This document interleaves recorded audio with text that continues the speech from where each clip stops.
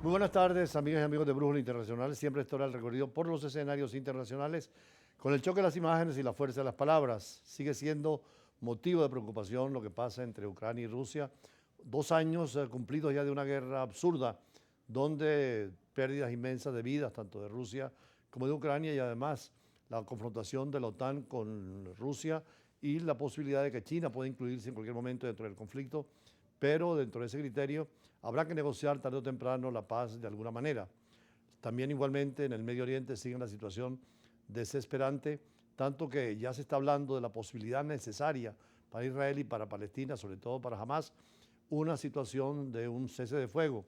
Y hoy el presidente de Estados Unidos, John Biden, reveló que Israel y Hamas podría iniciar el lunes próximo una tregua que se extendería durante el mes de Ramadán y planteó la posibilidad de un acuerdo de incluir la liberación de decenas de rehenes tanto de Gaza, de Hamas, como de Israel, que están en manos de Hamas. Y naturalmente en el Medio Oriente, como decíamos, pronto se va a iniciar el Ramadán, que es un mes lunar de oración de los musulmanes, uno de los 5 pilares del Islam, más allá del rezo diario de 5 veces al día, o la limosna. El ayuno consiste en eso, 28 días donde solamente se come o se para la comida desde el comienzo del sol hasta el ocultamiento del sol, y en el día hay una prohibición absoluta, incluso del agua, en señal de oración, y que era en los desiertos en esa época terrible, pero que el Ramadán hoy tiene 1.500 millones de personas que lo siguen, igual que el cristianismo. Es una fiesta más importante en el Islam y es la oportunidad para que Hamas negocie precisamente en nombre de los palestinos y el mundo árabe apoye gestiones de paz, donde Estados Unidos, Rusia, China y la Unión Europea son fundamentales. Veamos. Israel y Hamas podrían empezar la semana próxima una tregua que se extendería durante el mes del Ramadán. Eso reveló el lunes el presidente de Estados Unidos, Joe Biden, quien planteó la posibilidad de un acuerdo que incluiría la liberación de decenas de rehenes en la franja de Gaza. Mi asesor de seguridad nacional me dice que estamos cerca, aún no estamos ahí. Mi esperanza es que para el próximo lunes tengamos un alto al fuego. El proyecto de acuerdo ha sido mediado, entre otros, por Egipto, Qatar, Estados Unidos y Francia, que buscan un alto al fuego de 6 semanas y la liberación de rehenes israelíes retenidos en Gaza desde los ataques de Hamas del 7 de octubre, que desataron la guerra. Según medios de comunicación, dicho entendimiento podría incluir la liberación de cientos de palestinos detenidos en cárceles israelíes. Precisamente en el Medio Oriente ya es el problema más antiguo a nivel de la política internacional, porque desde 1948 comenzó esta primera guerra entre el mundo árabe e Israel, después 3 guerras internacionales, incluyendo el Canal de Suez, y por supuesto intifadas permanentes para que coexistan los estados de Israel y Palestina, y es el deseo de toda la comunidad internacional que haya un Estado de Israel protegido de la violencia de los sectores radicales como Hamas, pero también Palestina con su territorio, su población y su gobierno independiente y soberana. Y esa es la vía que ahora con el Ramadán tal vez sirva de reflexión para judíos y para árabes para llegar a un acuerdo definitivo de paz en el Medio Oriente. Y en cuanto a la situación de Ucrania, sigue un debate hoy entre los europeos si mandan o no mandan tropas. Por eso Emmanuel Macron, presidente de Francia, se negó a descartar el envío de tropas terrestres occidentales para apoyar a Ucrania, una posibilidad que según Rusia no le conviene a Occidente y sería muy delicada, porque llevar ya tropas después de las armas que han llevado a Rusia podría abrirse unos frentes más directos, inclusive siempre está la amenaza de la bomba nuclear que la tienen Francia e Inglaterra, pero también Rusia y China y los Estados Unidos, que son los más grandes arsenales del mundo, capaces de destruir varias veces el planeta. Por eso lo delicado de la situación, como se está planteando, y la posibilidad siempre permanente de una guerra en esa región que debe evitarse a toda costa. Una respuesta contundente. Rusia afirmó el martes que un eventual envío de tropas a Ucrania no le conviene a Occidente, un día después de que el presidente de Francia, Emmanuel Macron, dijera que esa opción no puede descartarse. El portavoz del Kremlin, Dmitry Peskov, consideró que el simple hecho de plantear esa posibilidad supone un nuevo elemento muy importante en el conflicto. El mandatario francés acogió una conferencia de líderes europeos en París para recabar un mayor apoyo para Ucrania, cuando su guerra para repeler la invasión rusa entró en su tercer año y disminuyen sus reservas de municiones. Allí describió un panorama sombrío de la Rusia del presidente Vladimir Putin y explicó que las posiciones de Moscú en el frente de Ucrania y a nivel interno se estaban fortaleciendo. Macron aseguró que hará todo lo necesario para garantizar que Rusia no gane esta guerra, aunque reconoció que no existe consenso sobre el envío de tropas occidentales a Ucrania.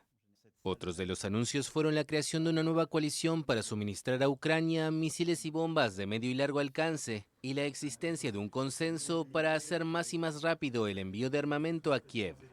La OTAN aclaró el martes que no tiene planes de enviar tropas de combate a Ucrania, mientras que países como Alemania, Reino Unido y España también se desmarcaron de esa idea. Sí, ayer lo decía el presidente Macron, nous devons arrêter cette guerre, debemos parar esta guerra como de lugar, y pues dio la posibilidad de que enviar tropas europeas, lo cual sería muy peligroso, sobre todo hoy cuando Rusia está muy molesta porque fue una derrota para Rusia el hecho de que la Unión Europea forzara la entrada de Suecia a la OTAN y la OTAN aceptara la participación de Suecia y Finlandia, que son países limítrofes de Rusia, y Rusia cree que están demasiado cerca los occidentales para la legítima defensa. Total que la situación es muy complicada para Rusia en estos momentos, aislada del mundo internacional y económico, y los europeos también perjudicados con la actitud rusa del petróleo y el gas, que no llega a Occidente y que tiene que buscar otras fuentes. Por eso lo importante del petróleo venezolano en estos tiempos, que revaloriza la posibilidad geopolítica frente a Estados Unidos y frente a Europa en la necesidad que tienen de energía. Por eso la situación es muy complicada y Naciones Unidas llama a un cese de fuego inmediato, no solamente en el Medio Oriente, sino también fundamentalmente en Rusia, después de 2 años. Y hoy tocamos un tema en la editorial que es muy importante porque así como Panamá es un estrecho extraordinario y une 2 océanos, hay varios lugares del mundo que sirven de tránsito, y sobre todo ahora con el problema del Medio Oriente y la situación en el Mar Rojo, imposibilita ese intercambio y el comercio se dificulta. Sobre todo el 80% del comercio mundial es por barcos, y además el mar es tan importante que el 80% de la superficie del planeta es agua. En vez de tierra debería llamar el planeta agua. Por eso la importancia geopolítica, e incluso para países como Venezuela, que tiene una inmensa costa de más de 2.000 kilómetros frente al Caribe. Veamos. Dentro de la geopolítica mundial, las relaciones internacionales y la diplomacia, un tema esencial es el tema del agua y la proyección que ésta tiene en todos los campos, tanto de la economía como de la política, y fundamentalmente en cuanto a las estrategias de paz y de guerra. Por eso los estrechos que unen y son vías para comunicar países o continentes son de primera importancia. En el mundo hay varios estrechos, como el de Hormuz, que está entre Irán y los países árabes. El Bab el-Mandeb, que es el estrecho entre el Mar Rojo y el Océano Índico por el Golfo de Adén. Uno muy importante es en Turquía, el Bósforo, donde se unen los 2 continentes, Asia y Europa.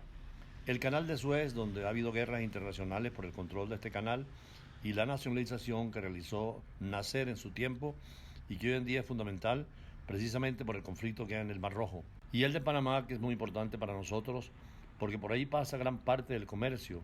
De hecho, los Estados Unidos ocuparon ese país e incluso la independencia de Panamá se produjo por la importancia del Canal de Panamá. En el siglo XXI, las guerras y los conflictos terrestres se trasladan a los mares. Como lo señalaba hoy Le Monde, los ataques de los rebeldes hutíes de Yemen contra buques mercantes en el estrecho de Bab al-Mandab, al sur del Canal de Suez, en un eco de guerra entre Israel y Hamas, son el último ejemplo de esta afirmación.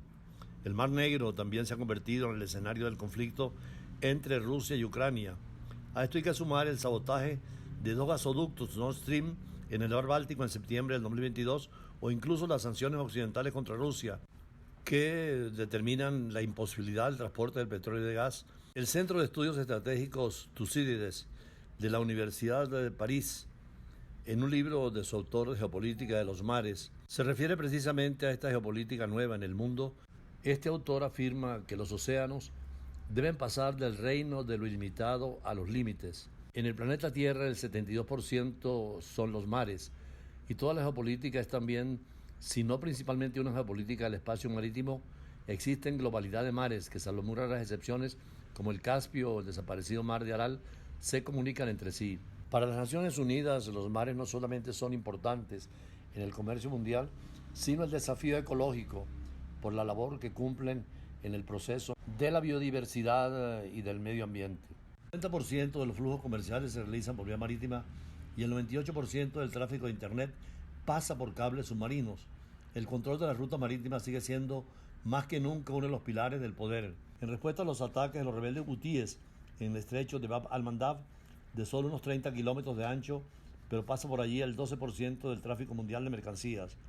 Estados Unidos puso en marcha en pocas semanas el entrenamiento de una coalición militar a nivel internacional para garantizar la seguridad marítima en la región. La guerra en el Mar Negro, donde Rusia y Ucrania demuestran después de 2 años que no hay paz por ahora, está perturbando el transporte de cereales hasta el punto de amenazar la seguridad alimentaria de los países del Medio Oriente y África, obligándolos a implicarse en una solución diplomática. Todos estos ataques tienen efectos multiplicadores y con la proliferación de misiles y drones entre pequeños grupos armados al margen del Estado, es probable que cada vez más sea importante la vigilancia de los mares y una gobernanza mundial.